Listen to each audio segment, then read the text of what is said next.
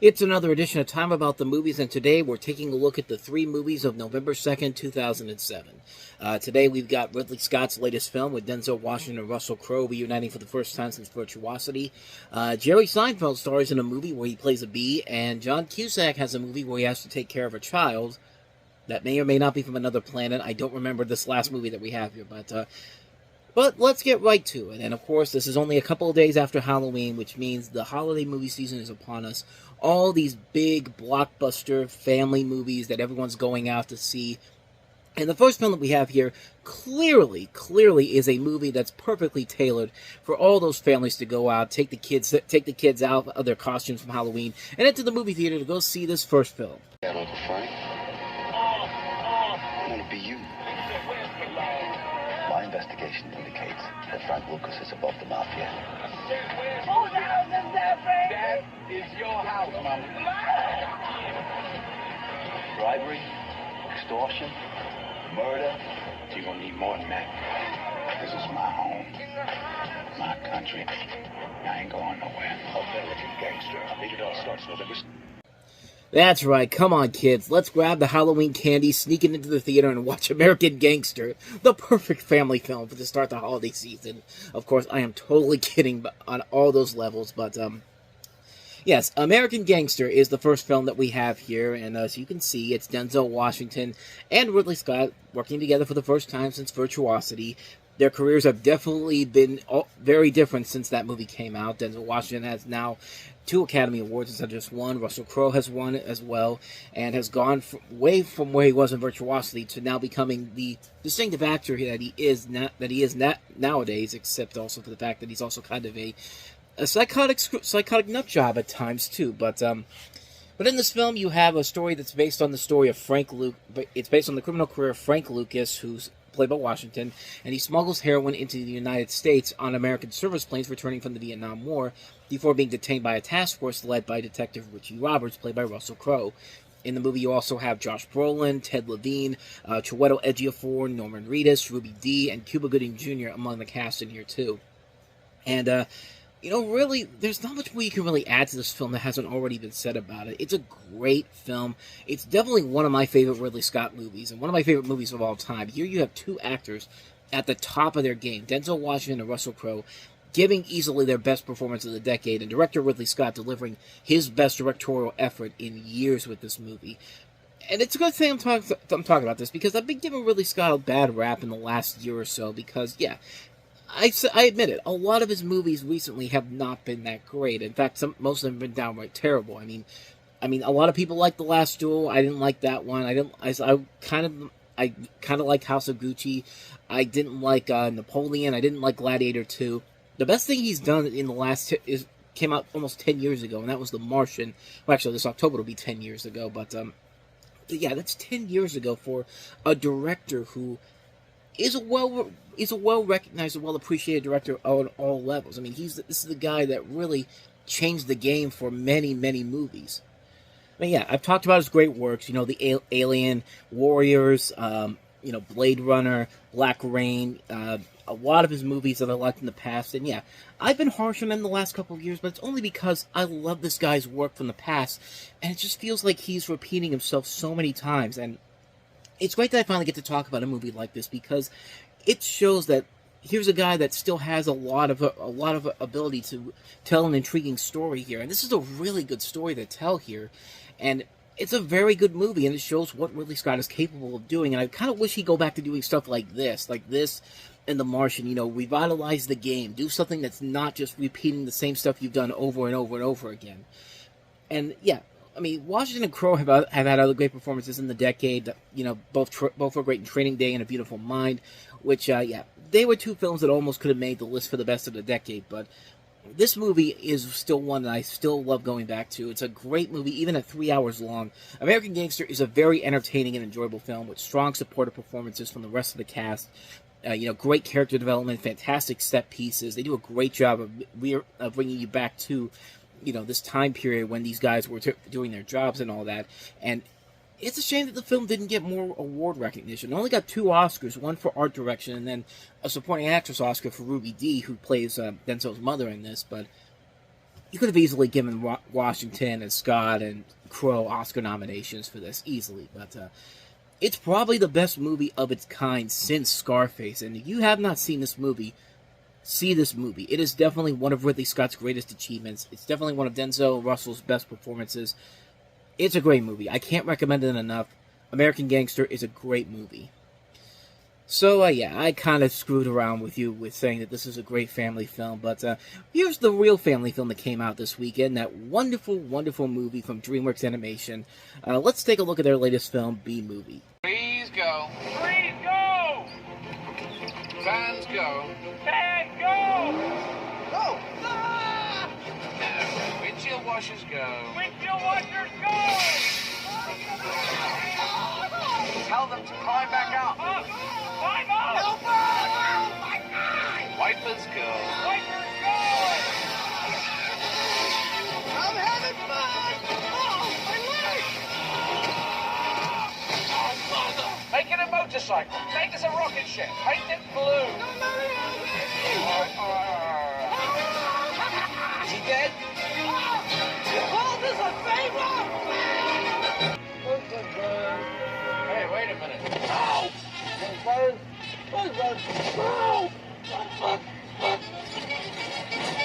Steven? Where's Steven? Okay. Somebody help me!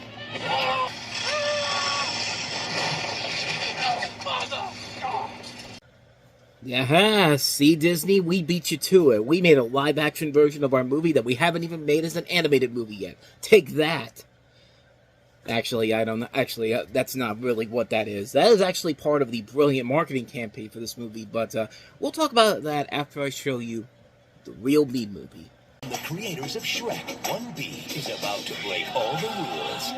No talking to humans. Keep your eye on the ball. And watch out for Wingo. Ow! Maybe this time. This time. DreamWorks B-Movie.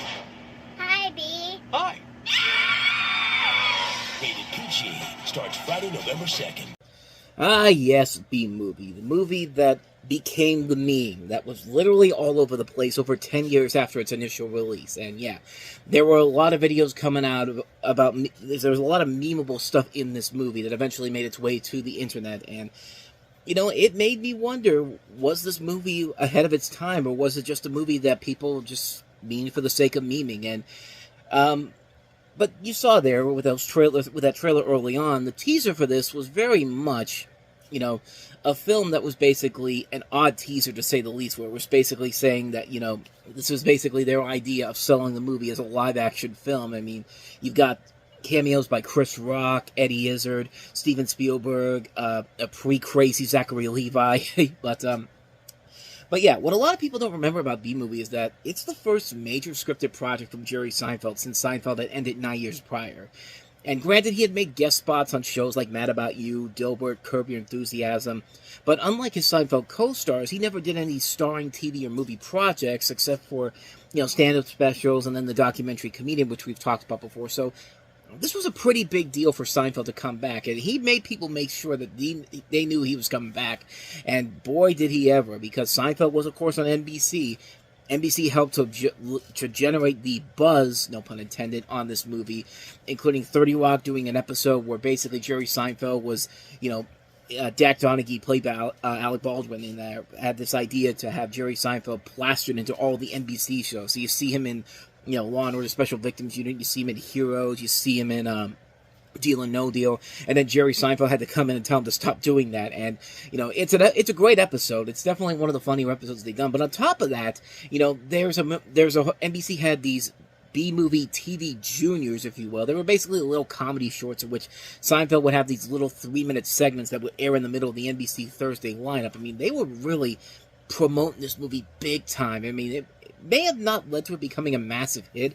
Not that it did do bad business. It still brought in over $287 million worldwide. And it was definitely a profitable film for DreamWorks Animation, but it wasn't the Madagascar Shrek-style hit that I think the studio was hoping for. And it got beat out, of course, by American Gangster on that same weekend. It did eventually get the #1 spot the next weekend, but yeah. But what about the movie itself? The actual plot of the movie is bonkers on its own levels, because the story of this movie is that you have a Jerry Seinfeld is a bee, Barry B. Benson, who is suing the human race for exploiting bees after learning that his florist friend Vanessa, played by Renee Zellweger, that humans sell and consume honey. So yeah, the story does not sound exciting and sounds very cliche plot-wise, but when you watch the movie again, they do try to stem away from a lot of the cliches you would expect, like in the beginning. Barry and his friend Adam, played by Matthew Broderick, run into a group of pollen jocks, bees who collect pollen and flowers outside the hive. The jocks offer to take Barry outside the hive for a flower patch that he accepts. And you think they're going to be like complete dicks about it, and the next day Barry shows up, and then they're just like, hey, it's cool, we'll take him out. And I was glad that we were kind of steering away from much of those cliches that could have come up in a movie like this. They do have a couple moments here and there, but it's not enough for the movie to be ruined by. There are several subplots in the film that do get really pushed off to the side throughout the course of the film. Like the whole thing in the beginning about how the bees have to have their job immediately after they graduate. Never mentioned again. The whole thing about Barry dating Vanessa, which is something that actually happens in this movie. A human falls and dates a bee in this movie, but it's never mentioned again. Her kind of having somewhat an affair with the bee over her husband, played by Patrick Warburton, never mentioned again. A lot of these arcs they try to build in this movie, they just go off into the distance and they never come back. And it dings the film, and it could have easily dismantled the film's hopes and dreams in any way, shape, or form. But what carries the film overall are those few key elements, the animation. While it's not quite up to DreamWorks' higher standards, it's still impressive to look at. There are times when they can still get a lot of the human faces done. I mean, Ray Liotta in this movie is an example. Like, they still can't get some of the faces down. Ray Liotta in this is a big example, which is a really, really pointless joke, But when they show the flying scenes in this, they do look pretty impressive, and the humor is surprisingly really funny. There are those obvious bee puns they feel like they gotta throw in there just because they feel obligated to, but overall, a lot of the humor in this did make me laugh pretty hard. There's a hilariously cruel joke involving Winnie the Pooh and Piglet that made me laugh pretty hard, and there's even some jokes that I think most kids would not get, but even the adults kind of would, but they're still very obscure. Like Ray Liotta, he has to be on he's testifying in court, and Barry Barry's just like, congratulations on your Emmy win for Law and Order or something like that. It's just like, why is this in the movie? I don't know. I don't even think they know what they're doing. But yeah, the cast is very good too here. You got a lot of people who are Jerry Seinfeld seems very committed to the project. There's never a point where he feels like he's embarrassed by what he's doing, and he does surprisingly have some pretty good chemistry with Renee Zellweger, even though it's a very weird subplot. He is at least trying. There are moments where they are working off each other very well, and you also have a lot of good voice work in here. Megan Mullally, Larry Miller, Patrick Warburton, Chris Rock, Matthew Broderick, John Goodman, Rip Torn, Larry King, Barry Levinson, Kathy Bates, Oprah Winfrey. Everybody is used very well here. So, is B-Movie kind of an underrated masterpiece, maybe? I won't go as far as saying that, but but I do think it's one of the more lesser-known good DreamWorks movies. Unlike a movie like Shark Tale, which the movie definitely has a lot of that feel to it, but there's at least more in here that works a lot better than Shark Tale does. From the animation, from the voice work, from the humor. B-Movie just comes off as a better made movie, and I think what hurts it is the overhyped marketing, which the marketing campaign was great for it, but it made that seem like the film was going to be the second coming of Jesus. And when you're stacking it up that high and putting it on that high of a pedestal, you better come out with the gate with where all bets are off. Like, you got to be like the Simpsons movie. And unfortunately, the Simpsons movie doesn't fall into that same kind of trap here, because they overhyped that movie. And it's a good movie. It's a really good movie, but it could have been so much bigger and much better than what they ended up doing with it. But I would definitely say give it another watch, and you might actually be surprised at what the movie actually was and actually works about it. It's an overall good DreamWorks animated movie that's gotten lost in the shuffle, mostly because of the memeable stuff that comes from it, but it's weird, but in a fun kind of weird. It's kind of reminding of something like a movie that we just talked about recently, like Flight Risk, or some of these really, really bad, really so bad it's good movies that we... Like, it's not on that level, but it definitely feels like it's close enough to that level where it's just like, it's worth checking out just to see how bizarre it is. And if you go into it knowing that you're going to be chaotically impressed by it, I think you'll have a good time with it overall. So, So anyway, after all that, let's go ahead and move on to a movie that is not chaotically interesting or exciting in any way, shape, or form. In fact, it's pretty boring from what I remember from it. Last film we have here, and that is Martian Child. This Friday. A single man raising a child. How do you plan to deal with that? I don't want to bring another kid into this world. But how do you argue against another one that's already here? Critics are calling Martian Child one of the best family films of the year. Mom, it all ends up in the same place. The laughs and tears keep on coming in this totally winning story of the power of love. Come on, you're a lefty. Nobody understands you. And Jeffrey Lyons calls it a tender, touching story. Nothing you can do that would change the way I feel about you. Martian Child. Rated PG. Starts Friday. Yeah, this is a movie that I very rarely remember, and maybe that's because the movie itself is not memorable by any means necessary. You have a story about John Cusack as a writer who adopts a strange young boy who believes himself to be from Mars. You have Amanda Peet as the love interest in here, and John's sister Joan Cusack is in the film as well. And this is a story we've seen done so many times before in the past, and sometimes you get a good story out of it if it actually works out very well with this isn't doing something a little bit different from it. But from what I remember from this movie, because it's been a long time since I've seen this movie, and I instantly completely forgot about it after I was done watching it. It's been years, and looking back on the trailer again, it's just like, yep, I'm starting to realize why I didn't like this movie in the beginning, and yeah. I can't say it's any good now. But then again, it's also not helping the fact that this was a film that was shot all the way back in May 2005 and was sitting on a shelf for several years and was on getting its release date pushed back, which is almost never a good sign. This means that the movie they knew was bad from the beginning, and they had no idea how to take care of it, because this has a $27 million budget. It didn't even make a third of that back. But yeah, it's not a very good movie, even though there's a great cast all across the board here. Cusack, Peet, Sophia Okinoto, you've seen in stuff like Aeon Flux, and Joan Cusack, Oliver Platt, Howard Hessman, Richard Sheath, Angelica Houston in here. A lot of good people in the film, but unfortunately, there's just nothing there. There's just nothing about the film that makes it worth it, and it's lifeless, it's boring, you don't like any of the characters, it's a melodramatic mess of a movie. It's a film that is just, it doesn't know what kind of a film it wants to be either. Why is it called Martian Child? Just because the kid thinks he's from Mars. Okay, well, what's the point of all this? And yeah, it just didn't work for me. It's just a film that's just really lifeless, has nothing of value to it whatsoever, and there's just nothing about it that makes it worth it in the end. It's a boring film. It's been years since I've seen it, but from what I remember from it, I was bored from the get-go, and I have no intentions whatsoever to ever go back and watch this movie ever again.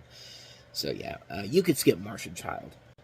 And so with all that said, we're going to wrap up this edition of Time About the Movies, and the next time we meet, we've got 4 more movies to look at, including the big holiday Christmas comedy release, Vince Vaughn and Paul Giamatti and Fred Claus, Tom Cruise, Meryl Streep, and Robert Redford starring in yet another movie that's pretty much anti-war, Lions for Lambs, notable for being from that time when Tom Cruise actually bought United Artists and ran the company. There was actually that point in time when that happened. We'll talk about that next time around. We'll also talk about the horror film P2, and also we have the Best Picture winner for 2007 at the Oscars, Joel and Ethan Coen's No Country for Old Men. The very polarizing No Country for Old Men, at least it was back then, but does it still warrant that nowadays? Well, we'll check and see on the next episode, so check out that one tomorrow. But with all that said, thank you so much for watching, and I hope you enjoyed this. If you did, please go ahead and hit the playlist on the next page, check out the previous episode, and hit that like button, subscribe button, the notification button, and the bell, because you get updates on when new videos come out, and we do post new videos here every day. Now, with all that said, I am off. I will see you guys next time, and until then, as always, take care.